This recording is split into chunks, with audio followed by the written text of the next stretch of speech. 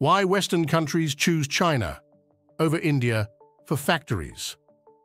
In the past, Western countries like the US chose to put their factories in China instead of India. This decision was influenced by politics.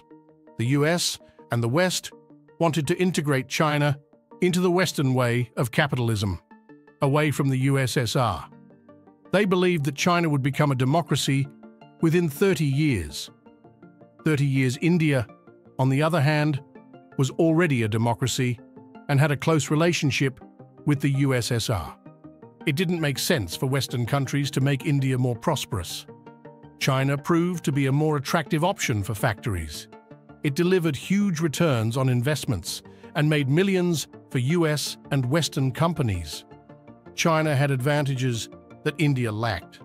Land acquisition was easier, labor was more flexible, and efficiency was at its peak. These factors made it more profitable for Western companies to relocate their factories to China. So, the decision to choose China over India for factories was driven by politics and the advantages that China offered.